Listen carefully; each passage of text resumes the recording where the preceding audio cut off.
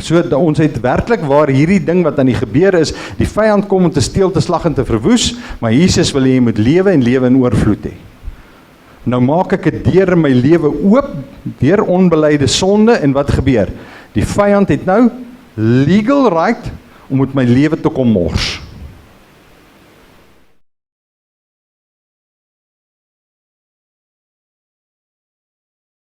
Vader, ons dankie vir die liefde en die goedheid en die grootheid. Heilige Gees, dankie dat U net vanmôre hierdie plek sal kom vul met U teenwoordigheid. Here, we just want to surrender today. Ons wil net vanmôre kom oorgee.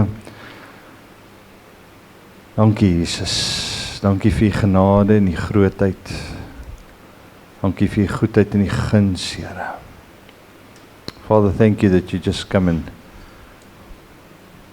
meet with each one of us this morning. Kom ontmoet ons hier op die plek waar ons is vanmôre, Here. Ons verklaar ons volle afhanklikheid van U vanmôre, Here. Ons het U so nodig en ons begeerte, Here, is om vanmôre net by U te kom wees. Dankie dat ons hierdie tyd, Here, dat ons hier by mekaar kom, Here, net by U kan kom wees. We can just sit at your feet, Lord, and just be with you this morning. Net saam met U kan wees, Here. Dankie dat U deur die Gees kom en elkeen van ons sal kom bedien, Here. Come and minister to each one of us this morning, Lord. We honor You for that and we worship You. We magnify Your name. Glory be to Your name. Ek het vanmôre 'n woord wat jou lewe sal kan aanraak en verander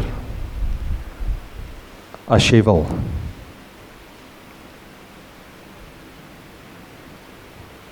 Sê gou vir die een langs jou, ek wil. O nee, kom, dit kan beter as dit doen. Sê vir die een langs jou, ek wil. Prys die Here. Hoekom? Want ons kan die Here vertrou vanmôre dat hy jou beste interest at heart het. Vertrou jy vanmôre die Here? Weet julle wat dit is wat geloof is? Geloof is om God te vertrou dat hy 'n waarmaker van sy woord is.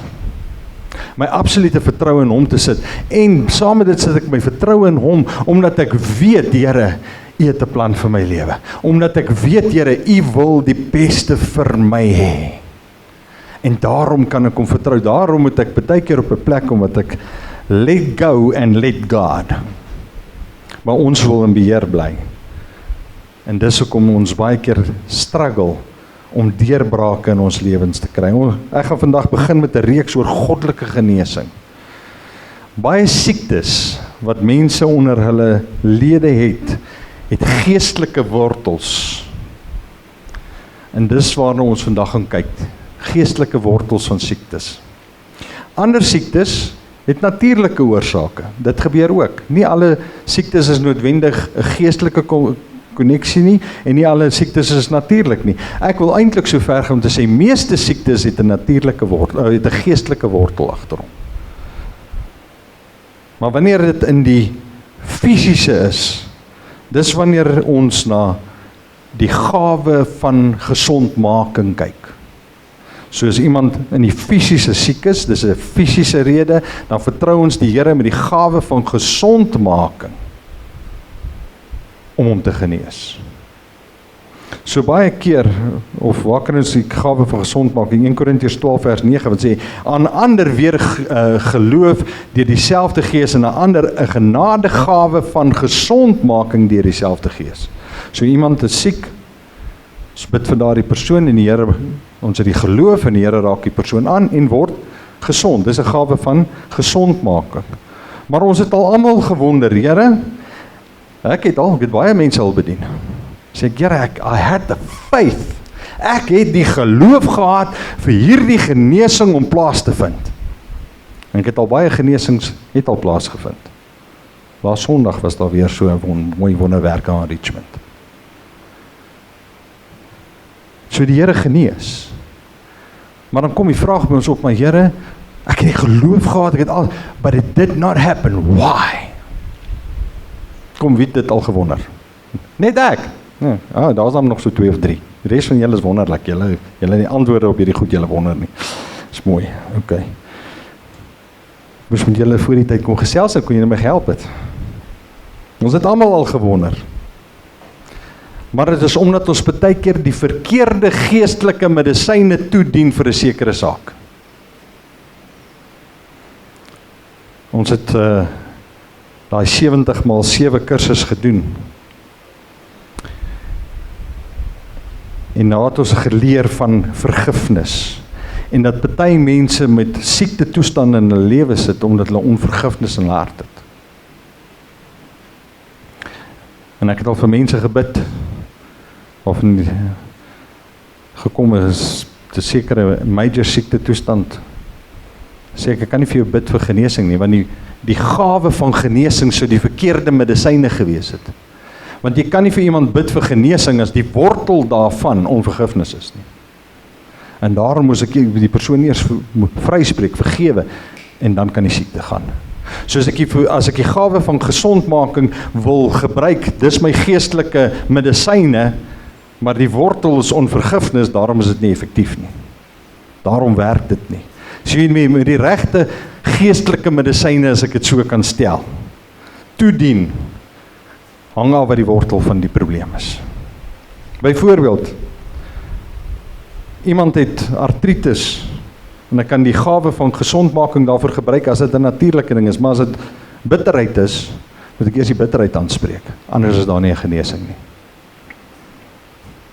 Jy sien, wanneer ons 'n oop deur in ons lewe het, as gevolg van onbeleide sonde, moet ons eers daarmee deel voor genesing kan plaasvind. Ons het ook geleer, dat onvergifnis is 'n sonde. So dis ook 'n sonde. So ek moet eers met daai sonde van onvergifnis deel, of bitterheid, of wat dit ook al mag wees, voordat genesing sal plaasvind. En skielik sien, wat in die geestesdimensie om ons aangaan.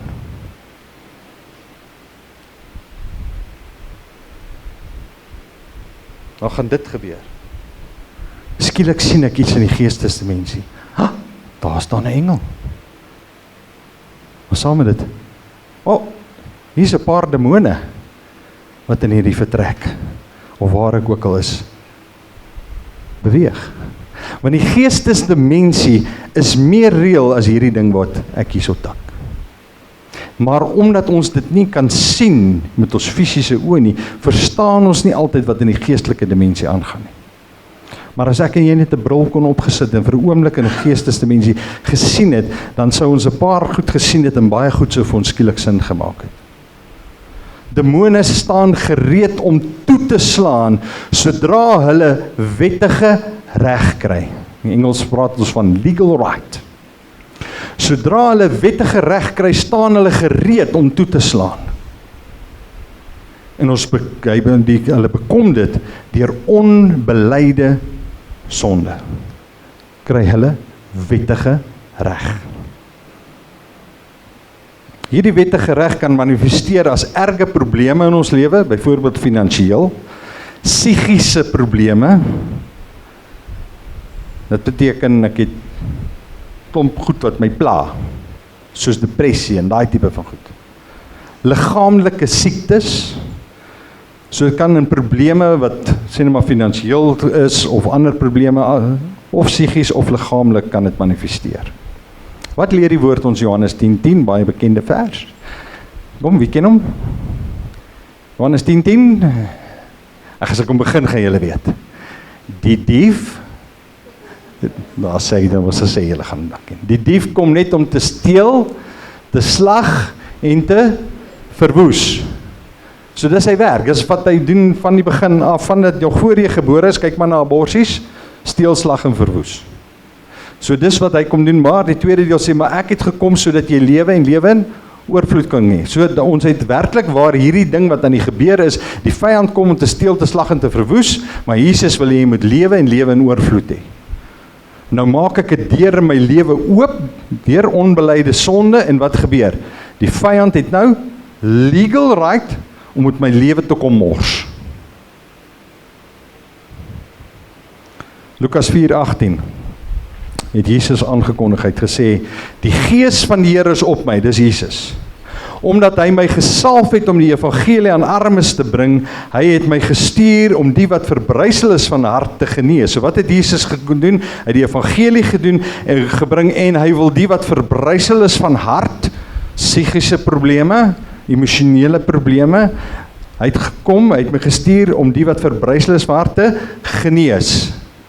So jy hoef nie verbrysel van hart of met depressie of angs of enige van daai goed rond te loop nie, want die Here het gekom om jou te genees, om aan die gevangenes vrylating te verkondig, hulle wat vasgevang is in een of ander iets, addictions, vasgevang is in depressie, vasgevang is in wat ook al die vyand op jou bring. Die Here het gekom sodat jy vrylating kan kry. Aan die blindes herstel van gesig, dit kan fisies wees, maar dit kan ook geestelik wees, ek kan nie die goed raak sien nie. Om die wat gebroken is in vryheid weg te stuur, om die aangename jaar van die Here aan te kondig. Dis wat Jesus vir ons kom doen het. Wat lees ek en jy wanneer ons die nagmaal bedien in Korintiërs? Hier lê 'n baie belangrike key vir ons. Gaan vir ons lees van 1 Korintiërs 11 en vers 28. Dit gaan oor die nagmaal. Hy sê, maar die mens moet homself beproef, en so van die brood eet en uit die beker drink. Die mens moet homself beproef. Met ander woorde, ek moet myself ondersoek. Myself ondersoek. Vers 29, want wie op onwaardige wyse eet of drink, wat is onwaardig? Ek is nie besig om myself te ondersoek en te sê, Here, is daar onbeleide sonde in my lewe? Is daar iets wat U nie behaag in my lewe nie, wat ek moet neerlê, wat ek van moet ontslaa raak? As ek dit nie doen nie, ek vat net nagmaal sonder om dit te doen. Eet en drink 'n oordeel oor homself, terwyl hy die liggaam van die Here nie onderskei nie. Met ander woorde, ek is nie besig om erns van hierdie saak te maak van Jesus wat gekom het, om daai goed wat hy afgekondig het, wat hy doen. Dit wat ek nou net gelees het, aangename jaar van die Here. Ek is besig om te onderskei dat die Here het gekom om my vry te maak, om my te genees, om al hierdie dinge te doen nie. Ek neem dit mechanically, drink nagmaal en eet my broodjie, en ek ondersoek nie my hart met die erns wat die Here wil hê ons moet dit doen nie. Hy sê, daarom, sê bietjie daarom, is daar onder julle baie swakkes. Met ander woorde, ek het nie 'n oop deur in my lewe, die vyand het legal right om met my te kom mors, ek doen nie ondersoek nie, om van dit ontslae te raak nie, en daarom bly die legal right oop, en nou word ek swak, want glo my, sy doel is nie om jou gelukkig te hou nie, sy doel is om jou te bly grind. Maar die Here gebruik dit ook vir sy eer. Nou wonder jy hoe? Hoe gebruik die Here dit vir sy eer? Because He wants you to be transformed into the image of Christ. Hy wil hê jy moet verander word in die beeld van Christus.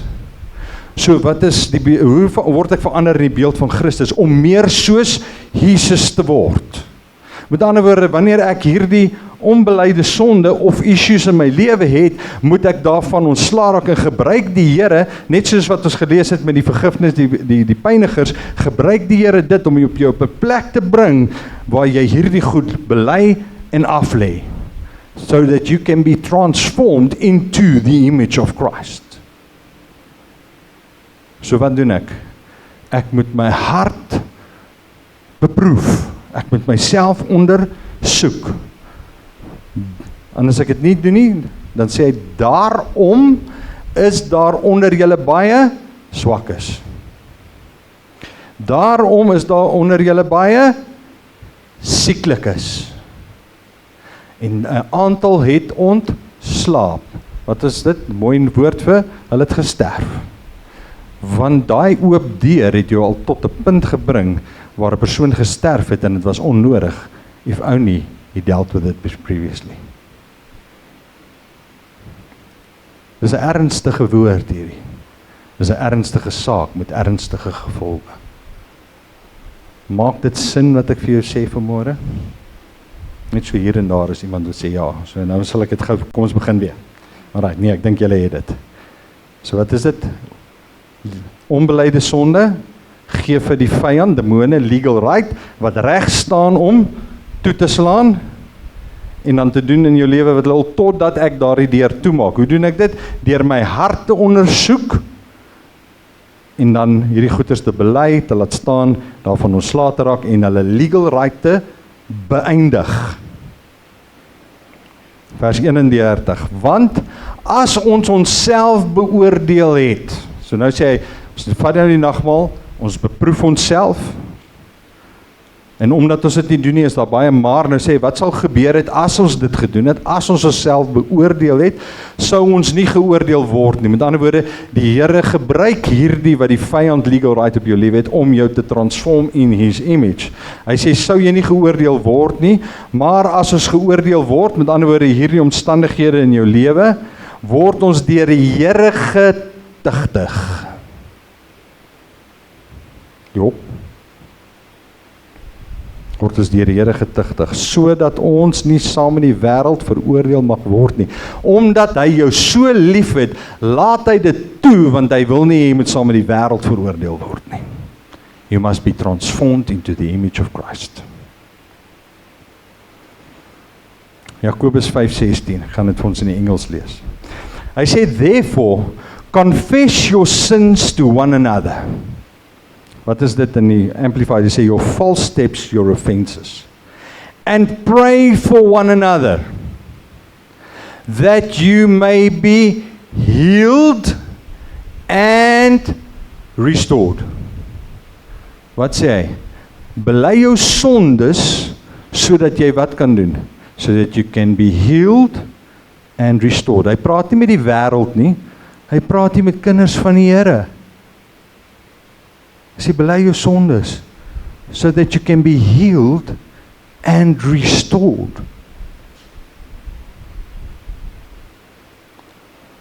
The heartfelt and persistent prayer of the righteous man can accomplish much. The righteous man is a believer. So hy sê, praat met ons vanmôre, kinders van die Here, bely mekaar julle misdade sê, so that you can be healed and restored.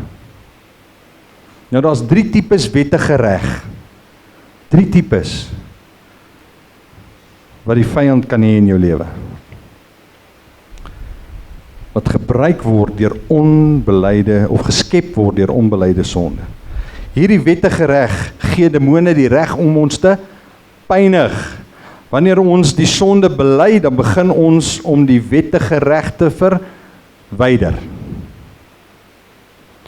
Die 3 tipes wat ons gaan behandel. 1 is 'n rebelliesonde. Ek sal nou verduidelik wat dit is. 2 onheilige sielsverbintenisse. En 3 ongeregtigheidssondes.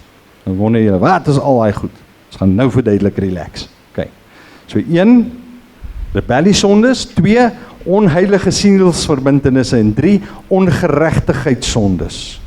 Ons kyk eers na rebelliesondes. Iets wat jy doen wat teenstrydig is met God. Byvoorbeeld, onvergewensgesindheid is 'n rebelliesonde. Ek rebelleer teen God want ek weet dat die Here sê ek moet vergewe. Liefde maak buitekant die huwelik. Ek sal dit nou maar mooi probeer hou vir die kinders se onthaalwe. Wanneer ek dit gedoen het, al doen jy dit nie meer nie, as ek dit gedoen het, dan was dit 'n rebellie sonde. Want ek het geweet die Here sê, binne die huwelik. Hierdie wettige reg sal bly, totdat jy die sonde bely en waar nodig vergifnis gee. Partykeer beweeg ons aan. Ek het nou daai girl getrou, maar ek het nooit gaan bely oor wat ek gedoen het nie. Dan bly die wettige reg in plek, totdat die sonde bely word. So die feit dat ek aanbeweeg het nie die wettige reg was. Die feit dat jy girl getrou het nou nie die wettige reg weggeneem, van dit wat gebeur het, as ek dit nie bely het nie. Maak dit sin?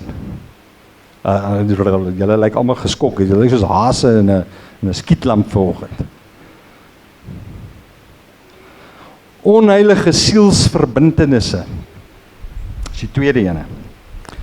Die verbintenisse ontstaan wanneer jy en 'n ander persoon die sonde saam pleeg, willig of onwillig. Genesis 34 vers 1. En Dina, die dogter van Lea, wat vir Jakob gebaar het uitgegaan om die dogters van die land te leer ken. So hierdie was nou 'n mooi jong girl en sy het gesê, ek is nou in hierdie land, ek soek 'n paar vriendinne, laat ek bietjie gaan maatjies maak. OK. Vers 2. Toe Sichem, die seun van Hemor, die Hewit, die vors van die land, so hy was in beheer van die land, haar sien, het hy haar gegryp en met haar gemeenskap gehad en onteer. Hier is die belangrike vers. En sy siel het verkleef geraak aan Dina. Sy siel het wat gedoen? Verkleef geraak. Die dogter van Jakob, en hy het die dogter lief gehad en na die hart van die dogter gespreek. Wat beteken daai gekleef? In die Grieks, to be joined together. Of in die Hebreëus eerder. Matteus 19 vers 5. En hier sê die woord, en gesê het, om hierdie rede sal die man sy vader en sy moeder verlaat en sy vrou aankleef en hulle twee sal wat word? Een vlees word. Dis 'n sielsverbintenis. Maar nou, wat met Diana gebeur het, is 'n onheilige sielsverbintenis. Huwelik is 'n heilige sielsverbintenis. Dit wat met Diana gebeur is 'n onheilige sielsverbintenis. Dit is in wese 'n geestelike koneksie tussen jou en die ander persoon. So, wanneer daar liefde buitekant die huwelik, verkrachting of molestering plaasvind, kan daar onheilige sielsverbintenis geskep word. Die belydenis van die sonde is die eerste stap, maar die verbreeking van die sielsverbintenis moet nog ook gedoen word. Derde ene, ongeregtigheidssondes. Dit is die aflê van 'n eed of 'n ooreenkoms wat teenstrydig met God is. Baie keer, die Here gee dit nou net vir my, want dit is nie in my notas nie. Baie keer maak ons, wat hulle in Engels noem, 'n internal vow. Ek maak 'n belofte. Internally. Hierdie belofte is, ek sal nooit soos my pa wees nie. Ek sal nooit weer dit vir hom doen nie. Ek sal nooit weer, vul dit in. And that's an internal vow. 'n innerlike belofte wat ek gemaak het, wat teenstrydig kan wees met God se woord. As jy natuurlik sê ek gaan nooit weer 'n sekere sonde doen en daai een is oukei. Maar ek sal nooit weer met daai persoon praat nie. Of ek sal nooit weer, of ek sal nie soos my ma wees nie. Dis 'n innerlike belofte. Soos die aflê van 'n eed of 'n ooreenkoms wat teenstrydig met God is. Hierdie aflê van 'n eed kan deur 'n persoon self afgelê wees of iemand in sy bloedlyn. Dis nou hier waar die moeilikheid kom. Tipies, jou geheime organisasies waarvan die bekendste seker die Vrymesselaars is. 'n eed wat jy aflê wanneer jy betrokke raak, miskien by intelligensiedienste, of toe jy 'n kind was, het jy by 'n bende aangesluit. En die bende het 'n sekere eed gehad wat jy moes aflê en jy het nie geweet wat jy doen nie. Hierdie wettige reg sal bly staan totdat die ooreenkoms gebreek word in die gees. Die Bybel noem hierdie sonde ongeregtigheid, of die Engels daarvoor is 'n iniquity. Waar kry ons dit? Eksodus 34 vers 7.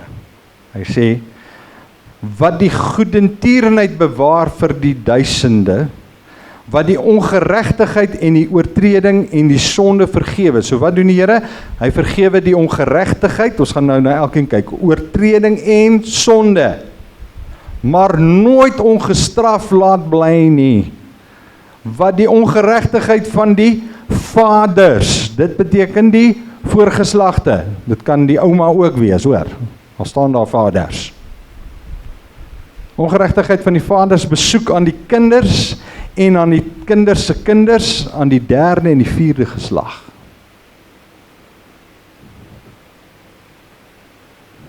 Vers 7 in Engels sê, maintaining love to thousands and forgive wickedness, rebellion and sin. Yet he does not leave the guilty unpunished. He punishes the children and their children for the sins of the parents to the third and the fourth generation, en dis die NIV vertaling. So daar's 3 goed. Ongeregtigheid, which is in Engels iniquity. Die tweede ene is oortreding of 'n transgression, en die derde ene is sonde, sin. Sonde, jy doen iets teenstrydig teen God se wil, per ongeluk of in onkunde, oortreding of 'n transgression, met opset kies ek om te doen wat verkeerd is, terwyl jy weet wat reg is. Die woord daar beteken to revolt against God. Met ander woorde, ek weet, ek is nie veronderstel, kom ons sê nou maar om drugs te gebruik nie. Maar ten spyte daarvan revolt ek teen God en I still do it.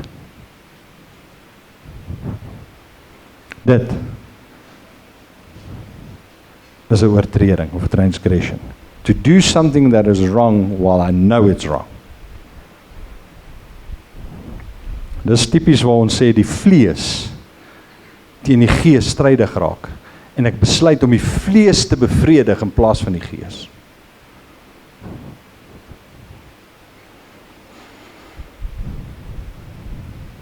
Nou oortreding is 'n sonde van rebellie.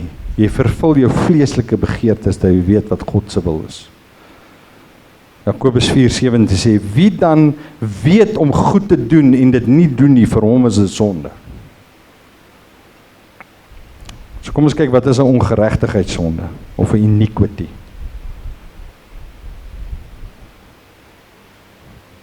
Die Hebreëse woord daar word vertaal as perversity. Perversie is die Afrikaans woord. It is a perversion. So wat is die woordeboek betekenis van 'n perversion?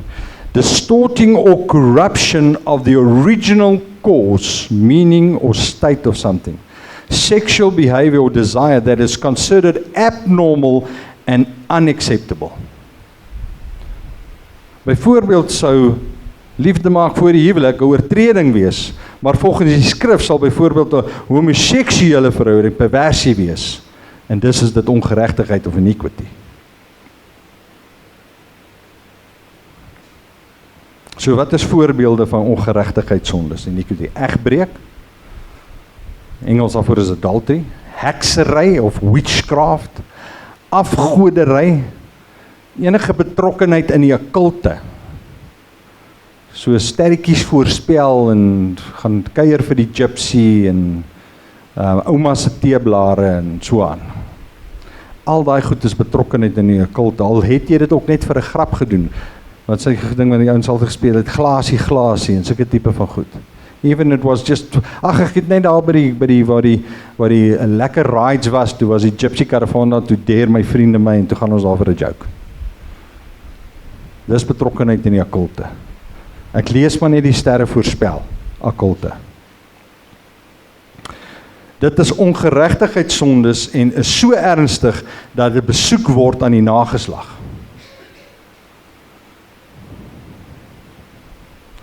Dis waar die term vandaan kom van 'n generational curse. Nou hoe erken ek 'n generational curse? Want ek weet mos nie altyd wat oupa gedoen het nie. So erken ek 'n generational curse in my lewe of in my familie. Dis tipies waar jy sal sien dat 'n patroon homself herhaal deur die geslagte. Oupa was 'n alkoholist, pa is 'n alkoholist, seun is 'n alkoholist. Oupa is dood op 45, pa is dood op 45 en die seun verwag om dood te gaan op 45. Siektes in die geslagte. Ouma het borskanker gehad, mamma het borskanker en nou het ek borskanker. Die medisyne sal vir jou sê, dis in die gene. Nee, dis in die gees. Dit is altyd met 'n G, maar hierdie is in die gees.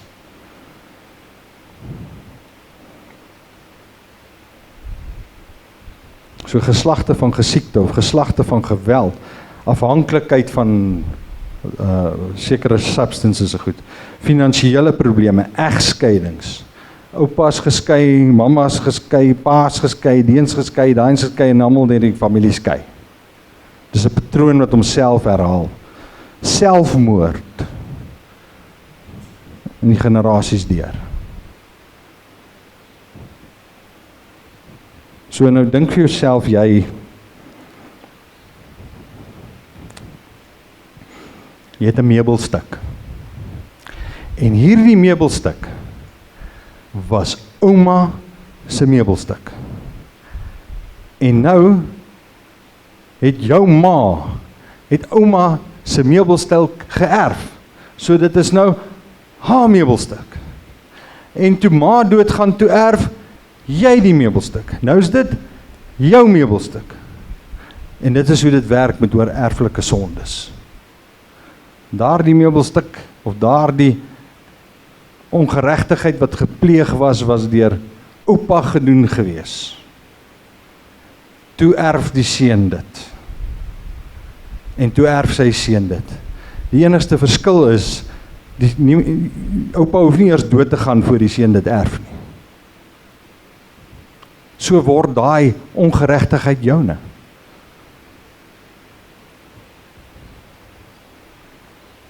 So het hierdie generational curse kan net beëindig word, wanneer daardie sonde bely word, selfs al was die oorspronklike sonde deur 'n voorouder gedoen. Levitikus 26 vers 38. Maar julle sal omkom onder die nasies en die land van julle vyande sal julle verteer. Vers 39. En die wat onder julle oorgebly het, sal oor hulle ongeregtigheid weggeteer in die lande van julle vyande. Ja, ook oor die ongeregtigheid van hulle vaders saam met hulle wegteer. Vers 40. Dan sal hulle hul ongeregtighede bely. Sê gou bely? Bely. Daar's ek is net check net of julle nog lekker wakker is. Jacques, jy nog wakker? Ja, daar sê nee, dan is dit reg. Okay, dat julle ongeregtighede sal bely en die ongeregtighede van julle vaders. So, dan sal hulle hul ongeregtighede bely en die ongeregtigheid van hulle vaders. Wie bely dit? Ek bely die vaders. Deurdat hulle ontrou teen my gehandel het en ook dat hulle hul teen my versit het. So nou, selfs onder ons boere, Afrikaner mense, het ons eie organisasies gehad. Secret organizations. En miskien was ouma deel van dit. Jy al gehoor van Ossawa brandwag? Bestaan nie meer nie, maar hulle het ook hulle eie beloftes afgelê, hulle eet. Sal nou nie eers praat van al die ander wat vandag actually nog bestaan nie. So, as jou voorouers enigstens betrokke was by daai goed, kan daardie goed besoek word aan jou. God wil hê dat ons hierdie sonde moet bely word. Hierdie sonde moet bely word. Om vry te kom moet jy nie dit net bely nie, maar die ooreenkoms wat gesluit was, dit moet verbreek word. It must be renounced. So kom ons hersien dit gou. Skryf wat, 'n rebelliesonde, dis 'n sonde wat jy gedoen het, en dit word beëindig, die wettige reg wat dit in jou lewe word beëindig deur dit te bely. So rebelliesonde, ek het iets gedoen teen die Here, ek bely dit. Dan beëindig die wettige reg. Tweede een was onheilige sielsverbintenisse. Geestelike koneksie tussen mense wat saam gesondig het, soos liefde buite kan die huwelik met mense wat jy nou nie vandag mee getroud is nie. Beëindig die wettereg dit te bely, al is jy vandag getroud met daai persoon, en die sielsverbintenisse te breek, dis die mense met wie jy nie getroud is nie, van daardie mense. So ek moet bely, en dan moet ek sê, Here, ek sny hierdie sielsverbintenisse, wat mag bestaan, dit sny ek af, dat dit geen verdere betrokkenheid by my sal hê nie. Dan die ongeregtigheidssondes. Jy of iemand in jou voorgeslag het 'n ongeregtigheidssonde gepleeg. Dit word beëindig deur dit te bely en die ooreenkoms te verbreek. Hierdie wettige reg manifesteer gewoonlik in pyn, fisies of psigies, of in omstandighede in jou lewe. Byvoorbeeld, voortdurende mislukte verhoudings, konstante finansiële mislukkings, miskrame, ouma, ma, dogter, almal het miskrane. As jy sukkel met goed in jou lewe wat nie sin maak nie, of jy kan nie van dit ontslaa raak nie, byvoorbeeld konstante wydverspreide pyn, artritis, hoofpyn, woede ensovoorts. Wanneer jy 'n patroon sien en dit hou nie op nie, is kanse goed dat daar 'n deur oop is as gevolg van wettige reg wat verkry is deur onbelyde sonde, oortreding of ongeregtigheid. Matteus 18:34 en sy Heer het hom in toorn oorgegee aan die pynigers.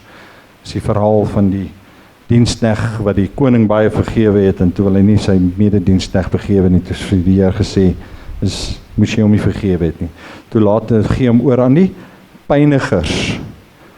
Totdat. Sê gou totdat. Totdat. Hy sou betaal het alles wat hom skuldig was.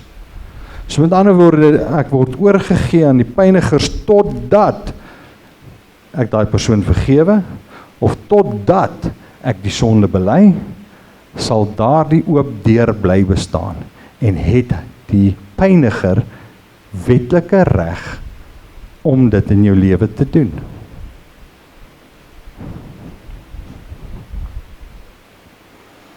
Hierdie is nie 'n salvation saak nie. Met ander woorde, vir my redding. Vir my redding kom ek na die Here toe en ek sê, Here, vergewe asseblief al my sondes. Maak my u kind. Dis nie 'n salvation issue nie. Hierdie is spesifiek te doen met onbelyde sonde om die wettige reg weg te neem. So ek kan nie 'n blanket, Here, vergewe al my sonde doen, om die wettige reg te kanselleer nie. Hierdie is 'n baie belangrike deel. Ek wil hê ons 'n bietjie tyd spandeer nie. So moenie haastig raak nie. As ek jou gaan vra om vir my jou hand op te steek vir iets, is dit net om dit vir die Here te wys. Ek gaan nie nou dadelik enige mense uitroep vir bediening of iets nie. This is between you and the Lord right now.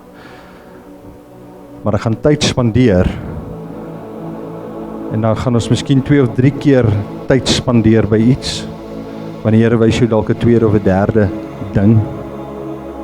So as ons 'n bietjie tyd daar spandeer en as daar dan nou nie meer later hande opgaan nie, dan weet ek ons is klaar.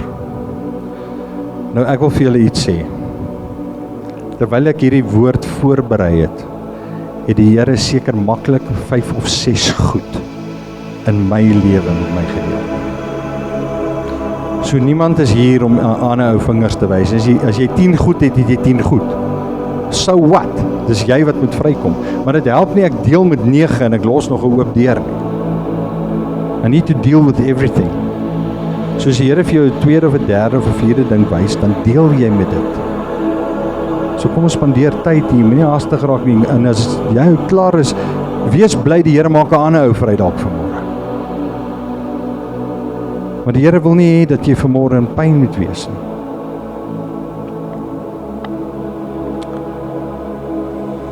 So as die Here 4 of 5 of 6 goed in my lewe met my kon gedeel het, kan hy maar met jou ook deel.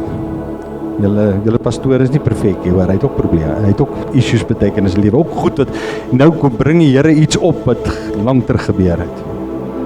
Wat ek voor die Here moes kom bely het. Because I allowed him. Ek het gesê, Here, as daar iets is, wys dit vir my. En omdat die Here wil hê jy moet vry wees, sal hy dit vir jou wys. Dis sy wens dat jy vry moet wees. So ek wil hê ons moet almal asseblief ons oë toemaak, en ek wil nie hê iemand moet rondkyk nie. And just allow the Holy Spirit to minister to you. Just allow the Holy Spirit to minister to you. Maak jouself oop, sê net vanmôre vir die Here, Here, ek is hier, en if there's something in my life I would like you to show me. Vra die Here om jou te wys, Here, wys my.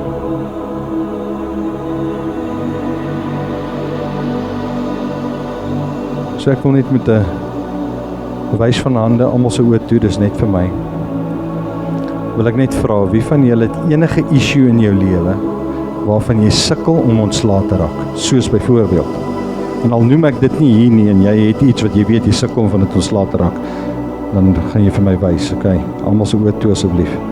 Soos depressie, vrees, in die Engels noem hulle dit anxiety, siekte van enige aard, autoimmune disease, die dokter sê vir jou, daar is nie 'n kuur nie, of enige siekte. Gedurende herhalende pyn.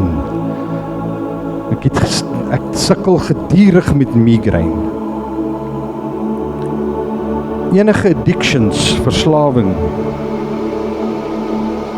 Het kan verslawing wees aan pille, sigarette, drank, pornografie, enige ding. Artritis, ekseem, aanhoudende mislukkings. As jy enige van daai goeters mee deel, dankie. Steek net vinnig vir my hand op, dat ek net kan sien. Dis net vir my, is niemand anders nie, almal se oë toe asseblief. Dankie, dankie, dankie.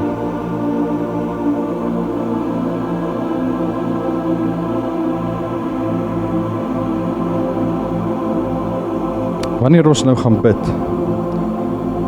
dan gaan dit nie oor die woorde nie, dit gaan oor jou hart. Ons kom nou voor die Here met 'n ernstige belydende hart in geloof. Jy gaan ook met hardop bid, jy hoef nie so hard te bid dat die hele kerk hoor nie. Maar die vyand moet hoor dat jy bely hierdie ding voor die Here, sodat die wettige reg gekanselleer kan word.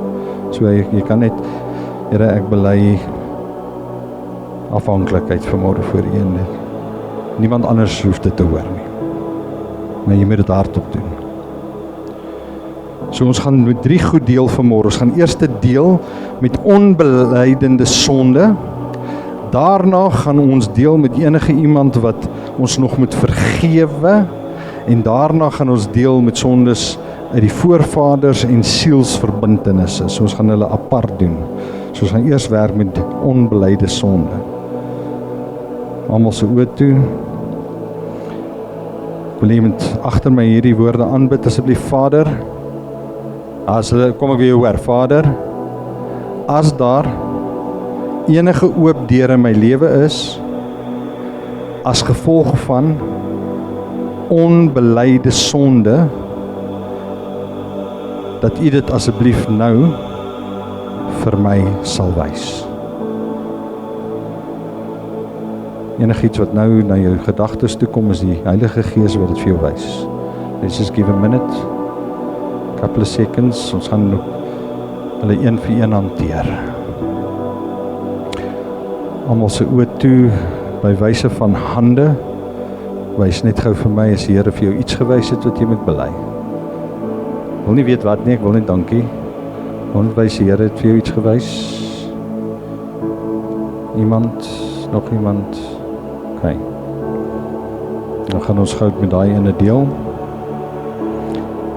Nou wil ek jy met daai spesifieke ding wat jy bely, moet jy hier in hierdie gebed sit. Vader, ek bely dat ek noem daardie ding, vergewe my asseblief. Bid dit hardop, Vader, ek bely dat ek na pornografie gekyk het, of ek bely dat ek voor die huwelik dinge gedoen het wat ek nie moes nie. Sê daai woorde daar, vra die Here om jou te vergewe.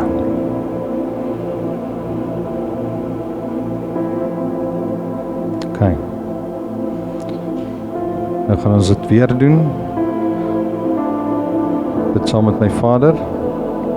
As daar enige oop deur in my lewe is, as gevolg van onbeleide sonde, vra ek U dat U dit nou vir my sal wys. Laat U dat die Here jou wys.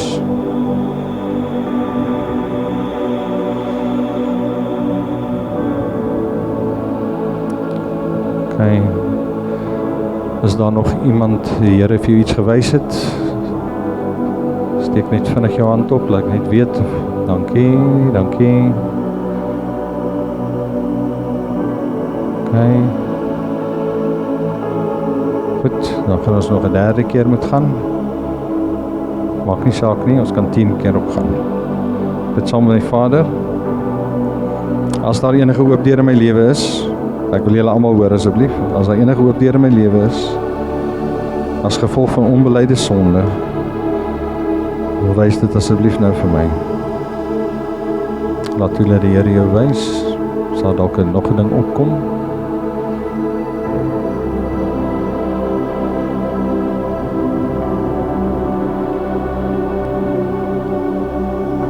OK, iemand iets gekry? Steek net vinnig vir my hand op as jy iets gekry het. Dankie. Lei dit gou voor die Here.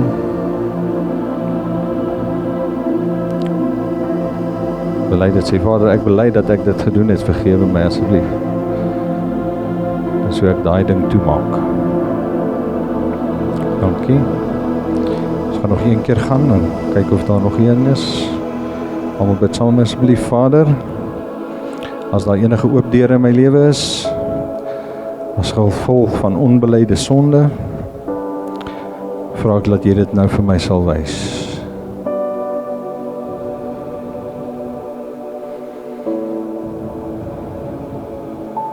Iemand iets gekry?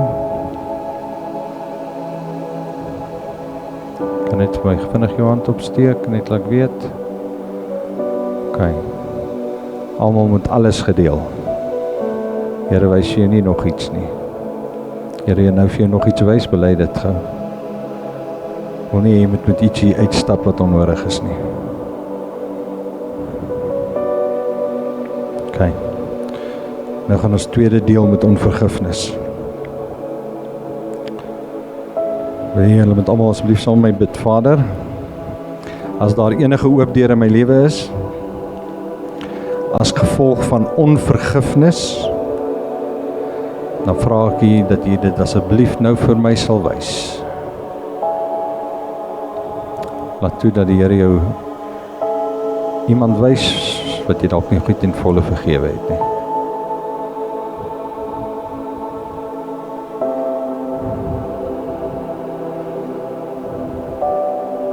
Net bewyse van hande, is daar iemand wat 'n naam gekry het van iemand wat hulle moet vergewe, net vinnig, dankie, dankie, dankie, dankie, natuurlijk die Here jou wys, nie teen het skop nie, Here wil jou vry hê.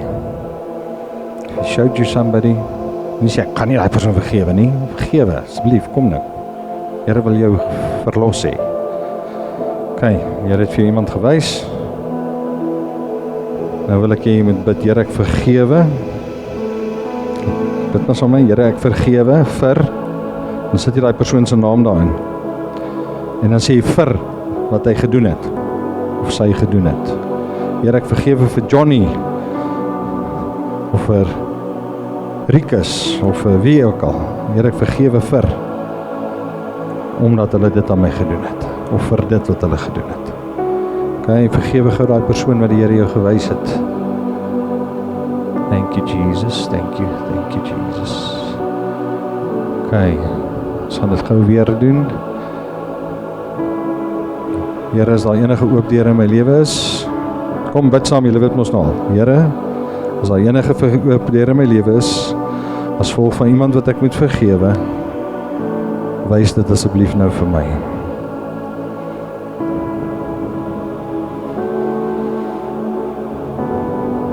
Met die Here dalk vir iemand nog 'n persoon gewys wat jy moet vergewe. Dis julle is lucky, almal het net een gehad. Kan nie wees nie, kom. Waar is daai tweede en derde ene?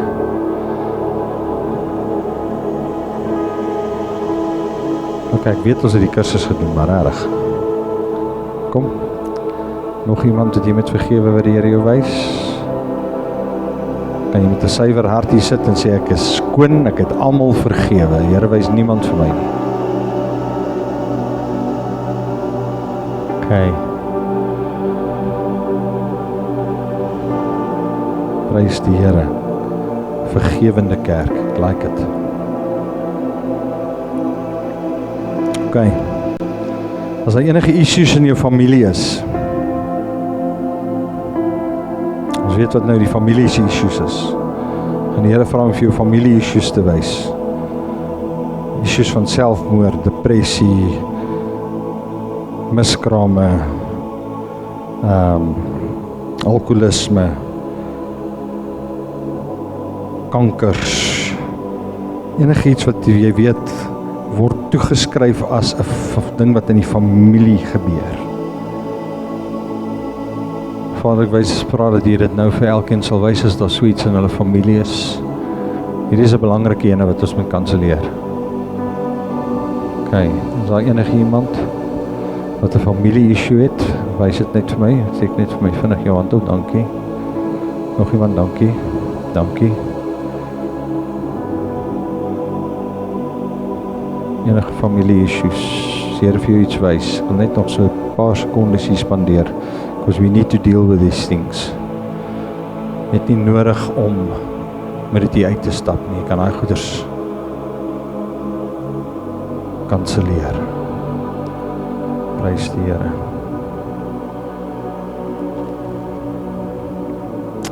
Nou wil ek hom saam met my bid asseblief. Vader, as daar enige ongeregtigheid by my voorvaders was, wat nie bely is nie, om dit nou vir my te wys.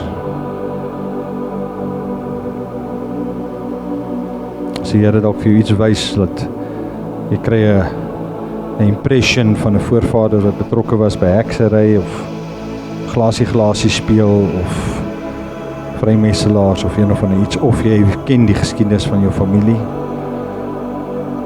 dan wil ek jy met dit nou voor die Here bely en sê, Vader, ek bely dat my voorouers betrokke was by. En dan noem jy daai ding wat die Here dalk vir jou nou wys.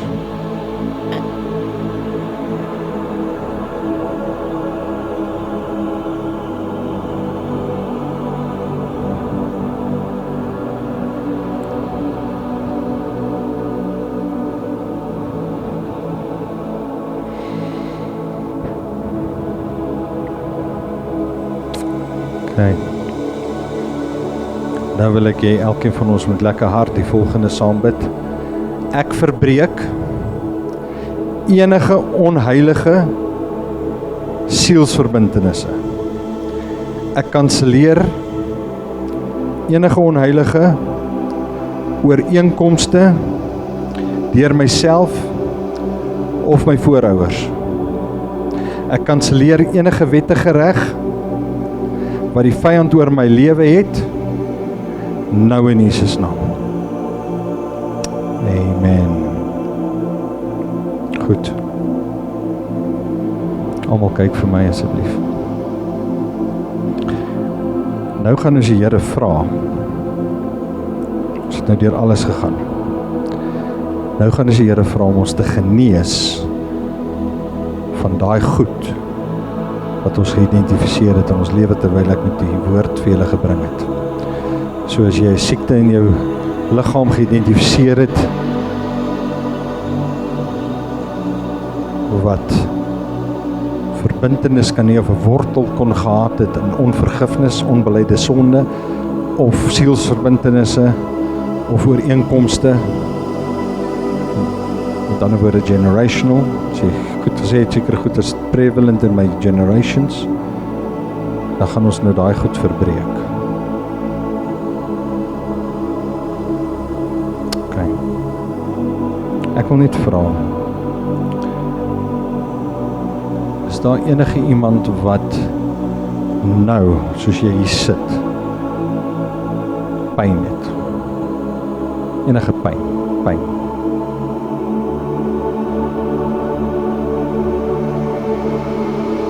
Iemand het pyn. Tannie, het jy pyn? En jy maak net so, jy moet so maak. Okay, so kom staan gaan hier by my asseblief, Tannie. I'm gonna get rid of that pain, want nou gaan ons die Here vra om hy goeders te laat gaan. Okay, so, enigiemand anders wat nou op die oomblik pyn ervaar? Okay.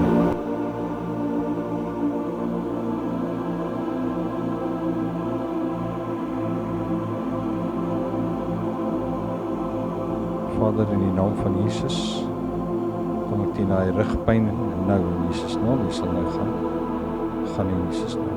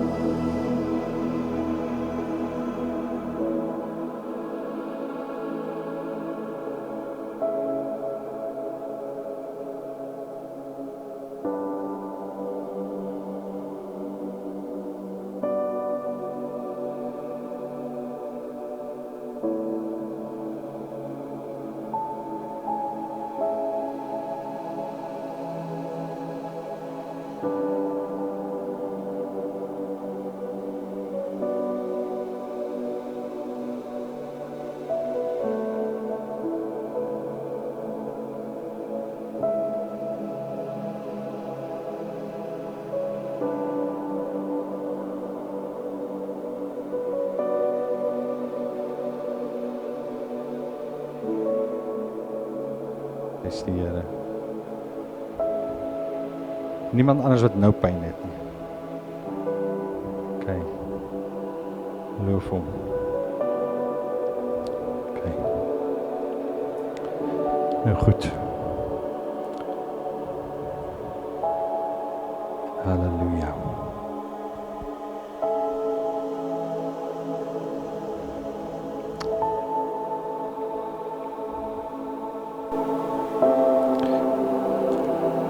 Nou gaan ons die Here vra dat hy jou sal genees van whatever die issue is. So met ander woorde, as jy met 'n addiction issue sit, 'n depression issue, anxiety, vrees,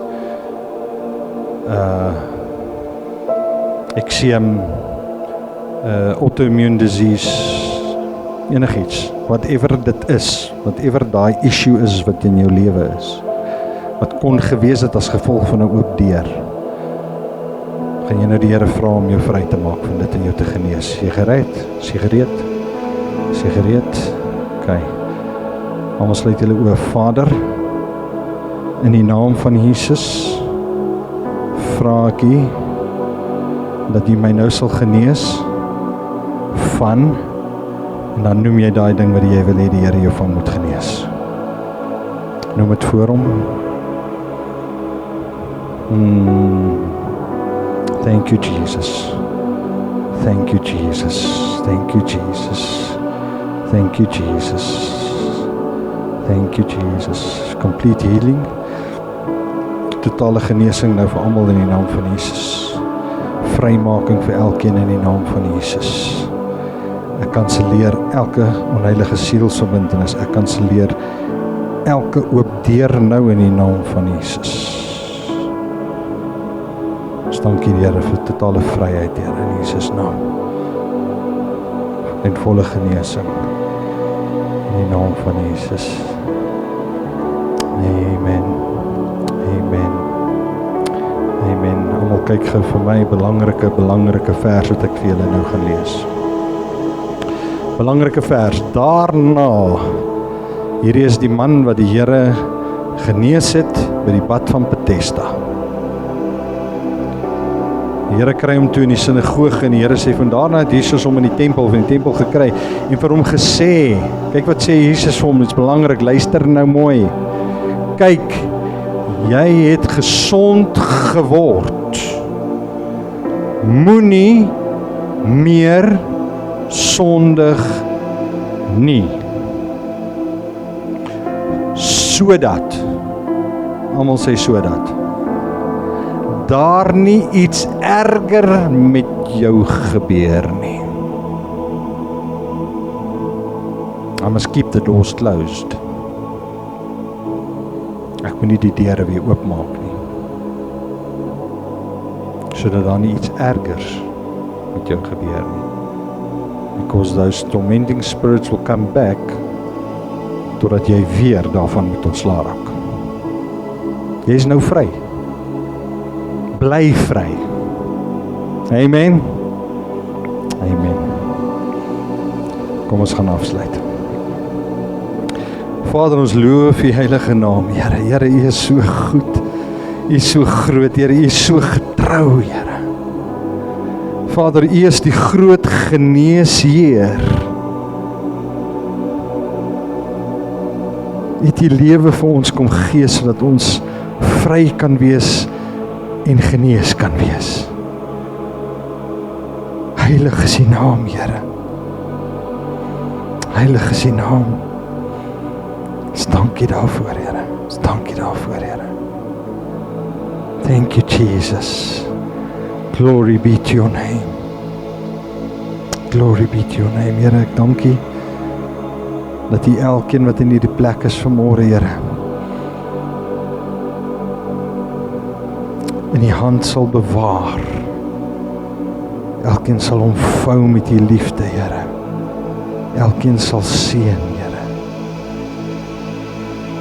En vir elkeen sal gee lewe en 'n lewe van oorvloed volgens U woord Johannes 10:10. Ek het gekom sodat jy kan hê lewe en lewe van oorvloed. Ek spreek dit nou oor elkeen wat dit wil ontvang se lewe, Here. In Jesus naam. Amen.